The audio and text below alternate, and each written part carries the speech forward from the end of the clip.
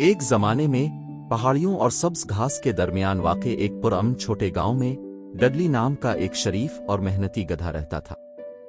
Dudley کوئی عام گدھا نہیں تھا، اس کا دل گاؤں جتنا بڑا تھا۔ ڈڈلی فارمر براؤن اور اس کے خاندان کے ساتھ ایک آرام دہ فارم پر رہتا تھا۔ ہر صبح ڈڈلی مرغ کے کوے کے ساتھ جاگتا، دن بھر کے کاموں سے نمٹنے کے لیے تیار ہوتا۔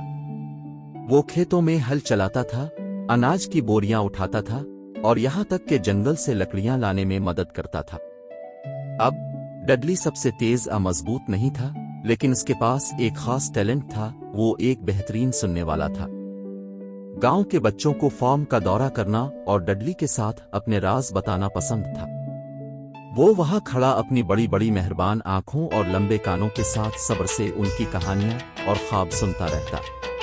ایک دن ایک شرارتی لومڑی گاؤں میں گھس آئی، جس سے کافی ہلچل مچ گئی۔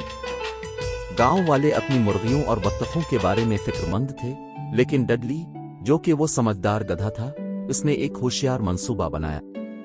اس نے فارم کے تمام جانوروں کو اکٹھا کیا اور اپنی آنکھوں میں چمک کے ساتھ مشورہ دیا کہ وہ ہوشیار لومڑی کو پیچھے چھوڑنے کے لیے مل کر کام کرے۔ ڈڈلی اپنی مضبوط پیٹھ کے ساتھ چھوٹے جانوروں کو دریا کے پار حفاظت کے لیے لے گیا۔ بطخوں نے شکریہ ادا کیا اور مرغیوں نے منظوری کے لیے جھنجھوڑ کر کہا۔ دریں اسنا ہوشیار گیز نے زور سے ہارن بجا کر ایک ہنگامہ کھڑا کر دیا، جس سے لومڑی خوفزدہ ہو گئی۔ گاؤں نے ڈڈلی کو ایک ہیرو کے طور پر منایا اور اس دن سے وہ فارم کا سرپرست بن گیا۔ ڈڈلی کے دن نہ صرف محنت بلکہ بچوں کی ہنسی، اپنے ساتھی جانوروں کے شکر گزار اور گاؤں کی برادری کی گرمجوشی سے بھی بھرے تھے۔ جیسے جیسے موسم بدلتے گئے، اسی طرح گاؤں بھی بدلتا گیا اور ڈڈلی بوڑھا ہوتا گیا۔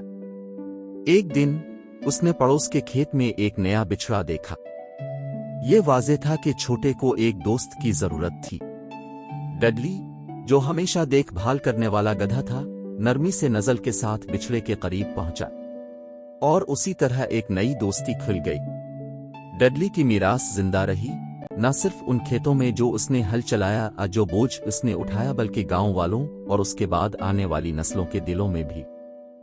گاؤں نے سیکھا کہ حقیقی طاقت صرف طاقت کے بارے میں نہیں ہے، یہ مہربانی، ٹیم ورک اور مدد کرنے والے گھر کو قرض دینے کی آمادگی کے بارے میں تھا۔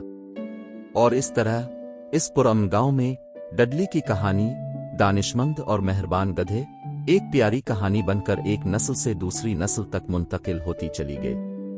دوستی، محنت اور برادری کے اسباق پہاڑیوں سے گونجتے ہیں، جس سے ایک ایسا رشتہ پیدا ہوا جس نے گاؤں کو واقعی ایک خاص مقام بنا دیا۔